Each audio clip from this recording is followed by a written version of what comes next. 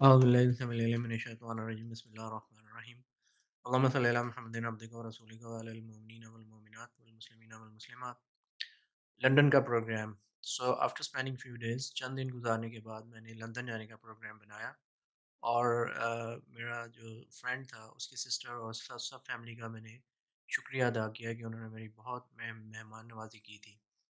پھر سب سے اجازت لے کے میں لندن کے لیے روانہ ہو گیا.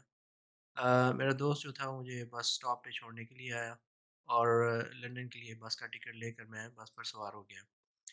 انگلینڈ کا بس سسٹم بھی ہر طریقے سے ٹاپ کوالٹی کا اعلیٰ درجے کا ہے. وقت کی پابندی کا بہت زیادہ خیال رکھا جاتا ہے اور صفائی ستھرائی بھی بہت ہوتی ہے. ماحول بھی بہت صاف ستھرا ہوتا ہے. کسی قسم کے کوڑے کے ڈھیر مکھی مچھر یا گندگی وغیرہ دیکھنے کو نہیں ملتی ہے آپ کو. بس اسٹاپ پر بسوں کو واش کیا جاتا ہے.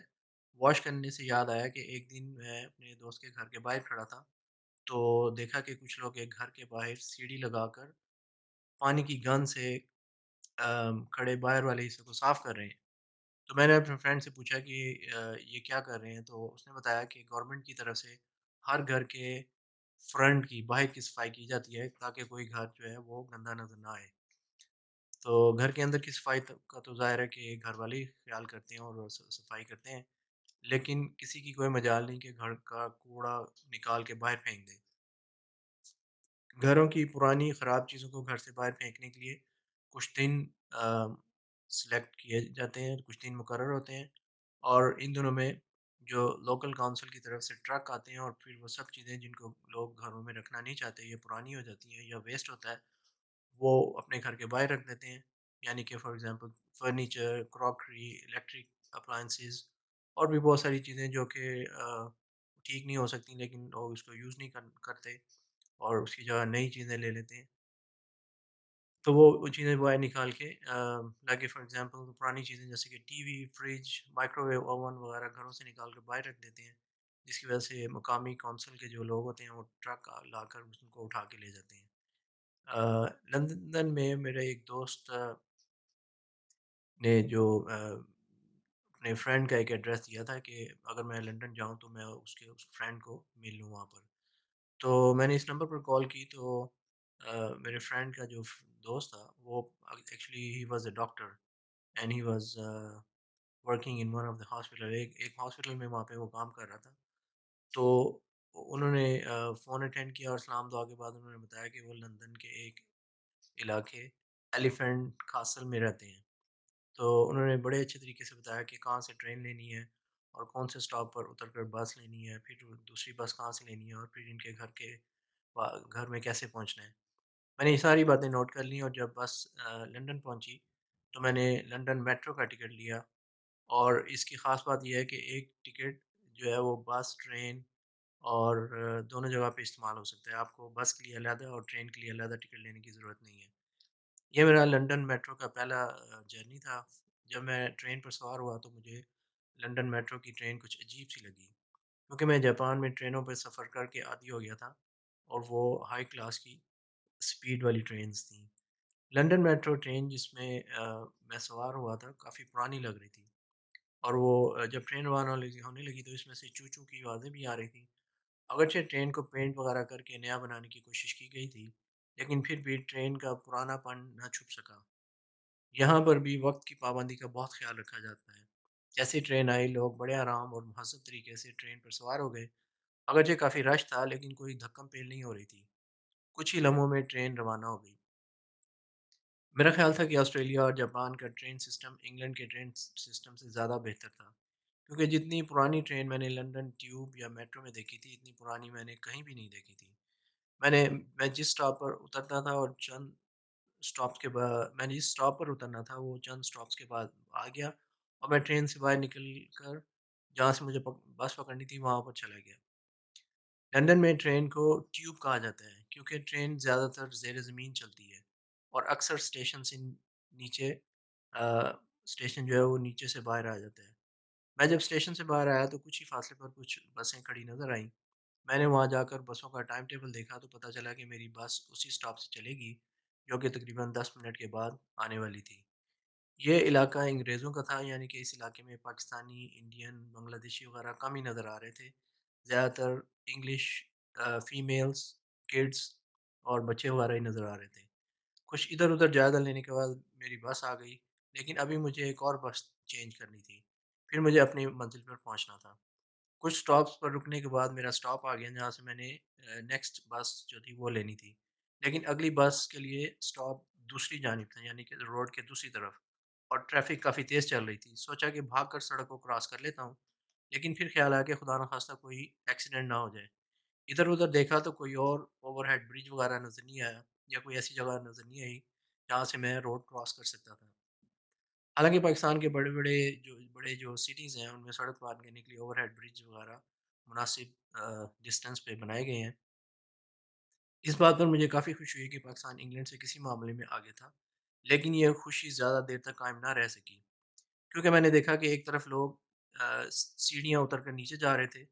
جب میں نے آگے جا کر دیکھا تو انڈر گراؤنڈ راستہ بنا ہوا تھا سڑک کو پار کرنے کے لیے۔ یہ کافی کھلا اور روشن راستہ تھا۔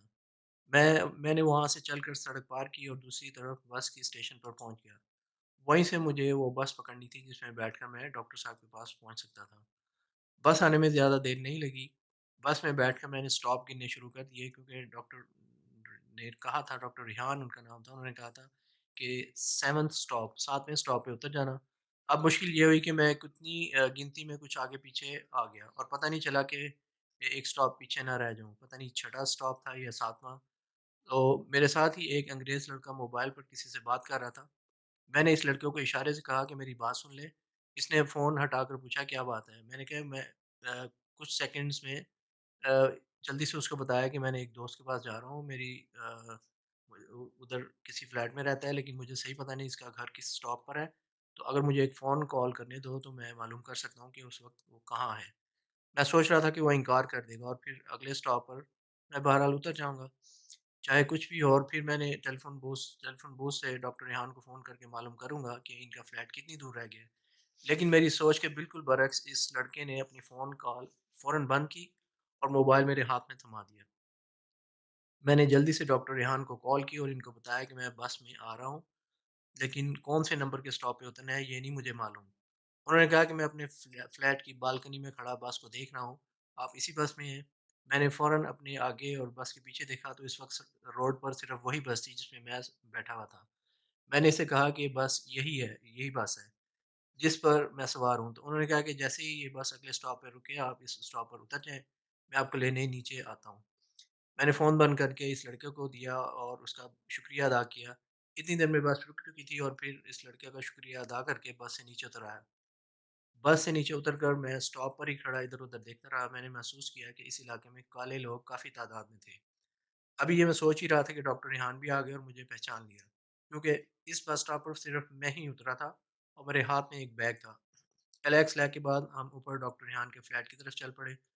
میں نے ڈاکٹر ریحان سے ان کو فون کرنے کا واقعہ بتایا کہ کس طرح چند سیکنڈز میں میں نے ایک انگریز لڑکے سے ریکویسٹ کر کے فون لیا، کال کی اور بس سے نیچے اتر آیا۔ یہ تو مجھے کوئی جیمز بانڈ کی فلم کا سین لگتا تھا کہ سب کچھ 1-2 منٹ کے اندر اندر ہی ہو گیا، اور اللہ کا شکر بھی تھا کہ ڈاکٹر ریحان اپنے فلیٹ کی بالکنی میں کھڑا میرے انتظار کر رہے تھے، اور انہوں نے بھی جلدی سے بغیر کوئی وقت ضائع کیے مجھے جواب دیا اور بس سے نیچے اترنے کا کہا، جس کا مطلب یہ تھا کہ جیسا کہ میں نے تہیہ کر لیا تھا کہ اس سے اگلے بس اسٹاپ پر اتر ہی جاؤں گا۔ لیکن جو بات مجھے بعد میں پتہ چلی اور میں نے بس سے نیچے اتر کے محسوس بھی کی، وہ یہ تھی کہ وہ سارا علاقہ کالوں کا تھا، یعنی کہ بلیک پاپولیشن۔ کالے اس علاقے میں بڑی تعداد میں رہتے تھے، اور اگر میں اگلے اسٹاپ پر اترتا اور مجھے پیدل چل کر واپس آنا پڑتا، جبکہ میرے ہاتھ میں ایک بیگ بھی تھا، تو کچھ بھی ہو سکتا تھا، یعنی کہ خاص طور پہ میرے ہاتھ میں بیگ دیکھ کر کالے لوگ مجھے لوٹ بھی سکتے تھے، اور پھر شام آہستہ آہستہ شام کا وقت بھی ہو رہا تھا، اور مجھے یہ بھی پتہ چلا کہ اس علاقے میں وارداتیں بھی بہت زیادہ ہوتی رہتی ہیں اور مار پیٹ کے بھی بہت سے واقعات ہوتے رہتے تھے۔ ڈاکٹر ریحان نے بتایا کہ کئی مرتبہ ان کے دروازے کو کسی نے بہت زور زور سے پیٹا، ناک کیا، لیکن وہ کبھی ہمت نہ کر سکے دروازہ کھول کر پوچھیں کہ کون دروازے کو ناک کر رہا ہے۔ بس تھوڑی دیر کے بعد جب کوئی جواب نہیں ملتا تھا، جو بھی دروازہ پیٹتا تھا تھک کے واپس چلا جاتا تھا۔ لیکن دروازہ نہ کھلنے کا ایک نقصان یہ بھی ہو سکتا تھا کہ جو بھی دروازہ کھٹکھٹاتا تھا اس کو اندازہ ہو جاتا تھا کہ گھر میں کوئی نہیں ہے، اس لیے وہ دروازے کا لاک توڑ کر گھر کو لوٹنے کے لیے بھی آ سکتا تھا۔ گھر آ کے ڈاکٹر ریحان نے کھانا لگا دیا کہ انہوں نے پہلے سے ہی کافی پرتکلف کھانا بنایا ہوا تھا۔ میں بھوکا تو تھا ہی، پھر بس میں بھی بس پھر میں نے خوب پیٹ بھر کر کھانا کھایا۔ اسی دوران ہم باتیں بھی کرتے جا رہے تھے۔ انہوں نے بتایا کہ وہ پاکستان میں کشمیر کے علاقے سے تھے اور پاکستان سے ہی MBBS کرنے کے بعد کوئی کورس کرنے کے لیے انگلینڈ آئے تھے، اور ابھی ان کے کورس کو ختم ہونے میں 1 سال باقی تھا۔ وہ فلیٹ کافی بڑا تھا جس میں وہ رہ رہے تھے، یعنی کہ ایک پوری فیملی کے لیے وہ فلیٹ کافی تھا۔ صبح کو ڈاکٹر ریحان اپنے ہاسپٹل چلے گئے اور مجھے ایک چابی گھر کی دے گئے کہ آرام سے اٹھ کر جب بھی باہر آنا جانا چاہوں چلے جانا، لیکن محتاط رہنا کہ کالوں سے دور ہی رہنا۔ ناشتہ میں نے گھر میں ہی بنا کے کر لیا تھا اور اب باہر جانے کا ارادہ کیا، لیکن کھڑکی سے باہر دیکھ کر موسم اور کچھ حالات چیک کر لیے۔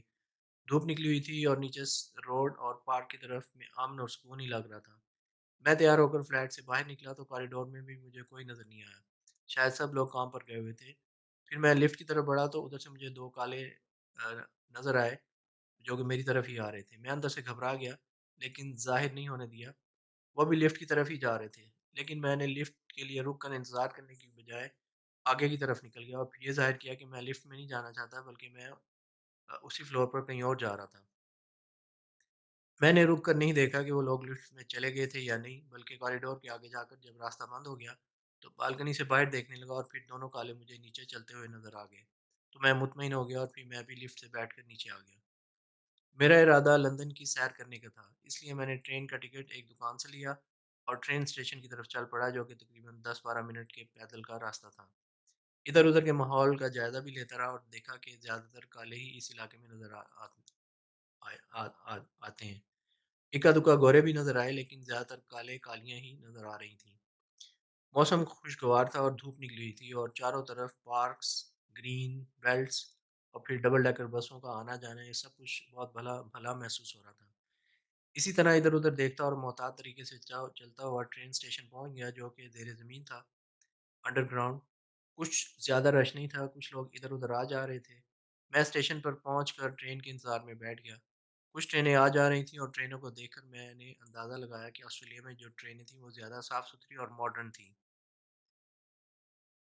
میری ٹرین بھی جلد ہی آ گئی۔ ٹرینوں کی حالت چاہے بہت اچھی نہیں تھی، لیکن وقت کی بھی پابندی کا بہت زیادہ خیال رکھا جا رہا تھا۔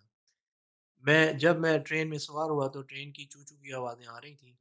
کچھ زیادہ رش نہیں تھا، کیونکہ رش کے وقت صبح یا شام کے اوقات نہیں ہوتے ہیں جب آفسز وغیرہ میں لوگ جاتے ہیں یا آفس سے واپس آتے ہیں۔ میں سب سے پہلے ایسٹ اسٹریٹ پہنچا، جس کے بارے میں پتا تھا کہ سنا تھا کہ ایسا لگتا ہے کہ جیسے پاکستان کا ہی کوئی حصہ ہو۔ ادھر بھی ٹرین انڈر گراؤنڈ تھی اور باہر آنے کے لیے سیڑھیاں چڑھ کر اوپر کی طرف آ کر باہر آنا ہوتا ہے۔ میں بھی جب باہر آنے لگا تو ٹکٹ چیک کرنے والے نے مجھے روک لیا اور کہنے لگا کہ آپ کی ٹکٹ اس علاقے کے لیے نہیں ہے۔ انگلینڈ اور آسٹریلیا میں اور امریکہ میں جیسے ملکوں میں بسوں اور ٹرینوں کے مختلف ایریاز اسپیسیفائی کر دیے جاتے ہیں، مختص کر دیے جاتے ہیں کہ جنہیں زون کہا جاتا ہے، اور یہ مختلف زون ہوتے ہیں، یعنی کہ زون 1، زون 2 اینڈ زون 3 وغیرہ۔ تو سفر کرنے کے لیے جب ٹکٹ خریدتے ہیں تو زون کا بتا کر ٹکٹ خریدی جاتی ہے، یعنی کہ آپ نے زون 1 میں ٹریول کرنا ہے یا زون 2 میں جانا ہے یا زون 3 میں جانا ہے۔ اب زون کے لحاظ سے ٹکٹس کا کرایہ بھی مختلف ہوتا ہے۔ میں نے زون 1 کی ٹکٹ خریدی تھی، لیکن ایسٹ اسٹریٹ جو تھی وہ زون 2 میں آتی تھی۔ اگرچہ اس ٹکٹ چیک نے مجھے روکا ضرور اور بتایا کہ میری ٹکٹ زون 2 کے لیے نہیں ٹھیک، لیکن اس ٹکٹ چیک نے، جو کہ کالا تھا، مجھ سے نہایت ہی اچھے طریقے سے بات کی اور مجھے جانے دیا کہ مجھے احساس دلایا کہ میری ٹکٹ ٹھیک نہیں تھی، لیکن کوئی جرمانہ نہیں کیا اور نہ ہی سختی سے پیش آیا اور نہ ہی کوئی وارننگ دی کہ آئندہ سے ایسا نہ کرنا وغیرہ۔ اس بات سے مجھے محسوس ہوا کہ میں مہذب لوگوں کے درمیان میں تھا۔ اس کا شکریہ ادا کرنے کے بعد میں اسٹیشن سے باہر آ گیا۔ ٹرین اسٹیشن بالکل بازار کے بیچوں بیچ ہے۔ اب میں ایسٹ اسٹریٹ کے علاقے میں تھا اور بازار میں آہستہ آہستہ ایک سمت کی طرف چلنے لگا۔ بالکل سامنے ہی ایک مشہور مٹھائیوں کی پاکستانی دکان نظر آئی۔ پھر پاکستانی لوگ بھی کچھ شلوار قمیض میں نظر آئے۔ دکان والوں نے اپنا سامان فٹ پاتھ پر بھی لگا رکھا تھا، جیسے کہ اکثر پاکستان میں ہوتا ہے کہ باہر اسٹال وغیرہ لگا لیتے ہیں، اسی طرح سے ادھر بھی ایسٹ اسٹریٹ میں فٹ پاتھ پہ لوگوں نے اپنا سامان دکان کے باہر بھی لگایا ہوا تھا۔ مجھے یہ پاکستان جیسا علاقہ دیکھ کر کوئی خاص حیرت نہیں ہوئی، کیونکہ یہ علاقہ انگلینڈ میں مشہور تھا۔ ادھر پاکستانی عورتوں کو بھی دیکھا جنہوں نے چادر اور دوپٹوں سے اپنے سروں کو ڈھانپ رکھا تھا۔ یہ بات میرے لیے اچنبھے کی تھی، کیونکہ عام طور پر جب پاکستانی لیڈیز یا باہر کے ملکوں میں جاتی ہیں تو اپنے پاکستانی ڈریس یعنی شلوار قمیض میں ضرور ملبوس رہتی ہیں، لیکن سر پر دوپٹہ یا چادر کم دیکھنے کو ملتی ہے۔ آسٹریلیا میں بھی ایسے ہی دیکھنے کو ملتا ہے جیسے پاکستانی اپنے علاقوں میں رہتے ہیں۔ کچھ سائڈ کی گلیاں بھی دیکھیں جو کہ زیادہ صاف ستھری نہیں تھیں بلکہ کچھ گندگی ہی نظر آئی۔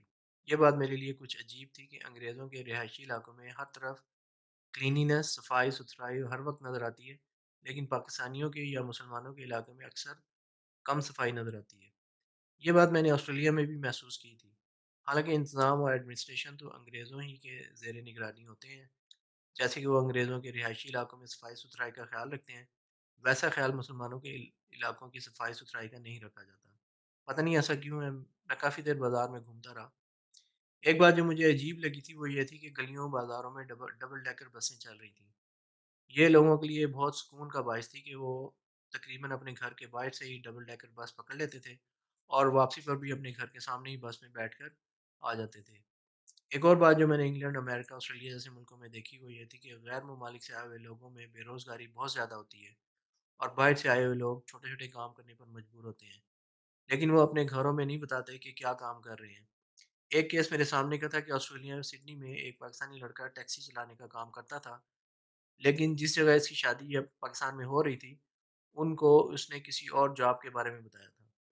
پاکستان سے آسٹریلیا یا دوسرے ممالک میں جا کر کوئی فائنڈ آؤٹ نہیں کر سکتا کہ لڑکا کیا کام کر رہا ہے، اس لیے لڑکی والے لڑکے کی کئی بات پر یقین کرنے پر مجبور ہوتے ہیں۔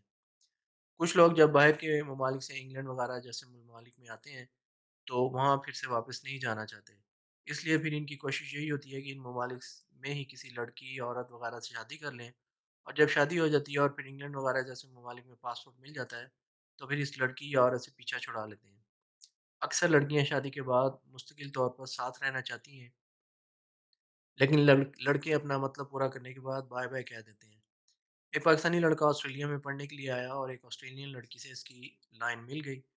وہ لڑکی جاب کرتی تھی اور پھر اس لڑکی نے پاکستانی لڑکے سے شادی کر لی اور ساتھ مل کر رہنے لگے۔ وہ لڑکی اس لڑکے کا سارا خرچ اٹھانے لگ گئی اور اس کی یونیورسٹی کی فیس وغیرہ بھی ادا کرتی تھی۔ میں بھی اسی یونیورسٹی میں پڑھتا تھا۔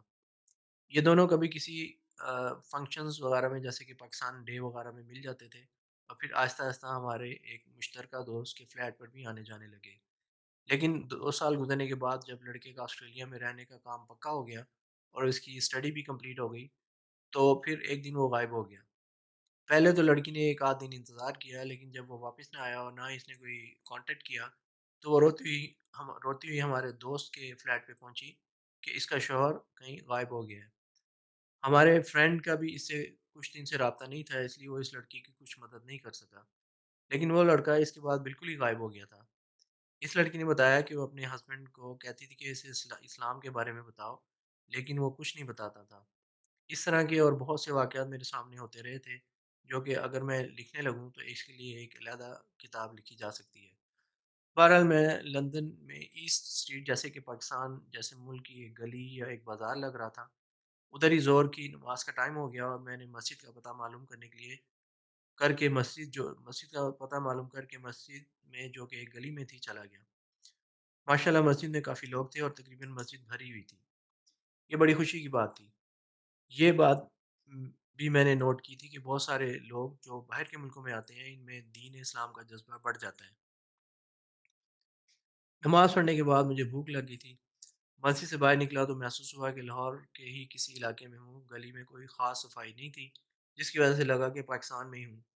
ایک بات کا مجھے اطمینان تھا کہ میں کھانے کے لیے کسی پاکستانی اسٹائل ریسٹورنٹ میں جا کر اطمینان سے کھانا کھا سکتا تھا، کیونکہ مجھے یقین تھا کہ یہ سب کھانے حلال ہی تھے۔ ایک کھانے کی دکان سے شوارما جیسا روٹی کا رول لیا اور اطمینان سے ایک طرف پڑے ہوئے بینچ پر بیٹھ کر کھانا بھی کھایا اور بازار میں چلتے پھرتے لوگوں کو بھی دیکھتا رہا۔ ایک پاکستانی سے ملاقات ہوئی، اس نے بتایا کہ وہ روزگار کی تلاش میں انگلینڈ میں آیا تھا اور اس کے کچھ قریبی رشتہ دار پہلے سے انگلینڈ میں رہ رہے تھے، لیکن انہوں نے صاف صاف کہہ دیا کہ ہم سے کسی قسم کی ایکسپیکٹیشنز توقع نہ رکھنا، اپنے طور پر کچھ کر سکتے ہو تو کرو۔ اس طرح سے کچھ اور پاکستانیوں سے ملاقات کا موقع ملا۔ عجیب بات یہ تھی کہ ایک فیملی پاکستان سے آنے والوں کا مذاق اڑا رہے تھے، حالانکہ وہ خود بھی پاکستانی تھے۔ ان کا خیال تھا کہ پاکستانیوں کو انگلینڈ نہیں آنا چاہیے، لیکن وہ خود بھی تو پاکستان لیکن وہ خود بھی پاکستان واپس جانا نہیں چاہتے تھے۔ حیرت کی بات یہ تھی کہ گورے غیر ملکیوں کو اچھی نگاہ سے نہیں دیکھتے اور غیر ملکی اپنے ہی ملکوں سے آنے والوں کو اچھی نگاہ سے نہیں دیکھتے۔ آسٹریلیا میں ایک فیملی سے ملاقات ہوئی تو ان کو کہتے سنا کہ بوٹ پیپل، یعنی کہ کشتی میں بیٹھ کر آنے والے لوگ، حالانکہ وہ خود بھی وہاں سے ہمیشہ کے رہنے والے نہیں تھے۔ باہر کے ممالک میں رہنے والے مسلمانوں کو بے شمار مسئلے مسائل کا سامنا کرنا پڑتا ہے، لیکن مجبور ہوتے ہیں کہ وہ واپس جا نہیں سکتے اور غیر ممالک میں بھی سکون سے نہیں رہ سکتے۔ میں بورڈ پیپل آپ کو بتا دوں، آسٹریلیا میں کافی سارے مائیگرنٹس جو ہیں وہ آ، دوسرے کنٹری جیسے پاپوا نئی گینی وغیرہ میں چلے جاتے ہیں، وہاں سے پھر کشتیوں میں بیٹھ کے آسٹریلیا کے جو بارڈرز ہیں، ساحل ہے، وہاں پہ پہنچتے ہیں اور پھر وہاں سے آسٹریلین گورنمنٹ ان کو پکڑ لیتی ہے اور پھر ان کو ان کے اوپر جو وہ مقدمہ وغیرہ چلاتے ہیں، تو پھر وہ کہتے ہیں جی کہ ہمیں اپنے کنٹری میں پرابلم تھی اس لیے ہم یہاں پر آ گئے، تو ہیومینیٹیرین بیسس پہ یا کسی اور وجہ سے پھر وہ وہاں کا ویزا وغیرہ لے لیتے ہیں اور وہاں پر پاسپورٹ لے لیتے ہیں اور پھر وہاں پہ رہنا شروع کر دیتے ہیں۔ So they are called bored people, okay. تو پاکستان آ کر جو جو پاکستان سکون سے نہیں رہا، پاکستان آ کر دکھاوا زیادہ کیا جاتا ہے۔ جب لوگ آسٹریلیا، انگلینڈ، امریکہ وغیرہ سے پاکستان واپس آتے ہیں تو بڑی شو شا اس طرح کی باتیں کرتے ہیں اور دکھاتے ہیں اور نئے نئے کپڑے پہن کے جاتے ہیں، جس کی وجہ سے جو پاکستان کے لوگ ہوتے ہیں وہ سوچنے لگتے ہیں کہ شاید باہر کے ملکوں میں پیسے درختوں پر لگے ہوتے ہیں۔ انگلینڈ ہی میں کچھ اور پاکستانیوں سے ملاقات ہوئی تو پتہ چلا کہ ٹیلر، درزی کا اور حجام کا کام، جو کٹنگ، ہیئر کٹنگ کا کام جاننے والے اچھے خاصے پیسے بنا لیتے ہیں۔ اسی طرح شیف، کک کا کام جاننے والے بھی خوب پیسے بناتے ہیں۔ لندن میں ہی ایسٹ لندن کا بھی علاقہ ہے جہاں پر پاکستانی اور بنگلہ دیشی کافی تعداد میں رہتے ہیں اور ادھر کی مسجد میں سب سے بڑی مسجد اور پرانی مسجد سمجھی جاتی ہے، اور یہ پورے انگلینڈ اور شاید پورے یورپ میں واحد مسجد ہے جو کہ غیر اسلامی ملک میں ہے، اور اس مسجد میں لاؤڈ سپیکر پر اذان دینے کی اجازت ہے۔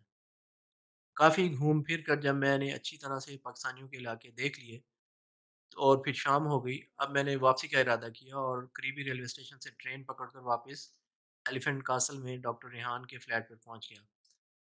اگرچہ اس علاقے میں پہنچ کر تھوڑا سا گھبرا رہا تھا کہ کسی کالے سے پالا نہ پڑ جائے، لیکن ایسا نہ ہوا اور میں بالکل خیریت سے ڈاکٹر ریحان کے فلیٹ پہ پہنچ گیا۔ ڈاکٹر ریحان نے پہلے سے کھانا تیار کیا ہوا تھا اور میرا انتظار کر رہے تھے۔ میں نے اپنے سارے دن کی کارگزاری انہیں سنائی۔ انہوں نے بتایا کہ اگرچہ وہ کافی مہینوں سے انگلینڈ آئے ہوئے ہیں لیکن ابھی انہوں نے سارا لندن اچھی طرح سے نہیں دیکھا۔ میں نے اگلے دن کا پروگرام بھی بنا لیا تھا کہ لندن کی فیمس پلیسز، مشہور جگہوں کی سیر کروں گا۔ کھانا کھانے کے بعد میرا خیال تھا کہ باہر نکل کر کچھ چہل قدمی کر لی جائے، لیکن ڈاکٹر ریحان نے منع کر دیا کہ رات کے وقت اس علاقے میں باہر نکلنا مناسب نہیں تھا، اس لیے ہم نے باہر نکلنے کا ارادہ ترک کر دیا۔ کھانے کے بعد ہم نے کافی دیر تک باتیں کرتے رہے اور ساتھ میں چائے کا بھی دور چلتا رہا۔ پھر ہم سونے کے لیے اپنے اپنے بیڈ رومز میں چلے گئے۔ میں نے گھر بات کی اور سب کی خیریت معلوم کی اور کچھ اپنا حال بھی سنایا۔ اس کے بعد نماز ادا کی اور سونے کے لیے لیٹ گیا۔ نیند آنے کی میں زیادہ دیر نہیں لگی کیونکہ سارے دن کی تھکاوٹ تھی۔ ابھی تھوڑی ہی دیر ہوئی تھی کہ سوتے سوتے باہر کا دروازہ زور زور سے نوک ہونے لگا۔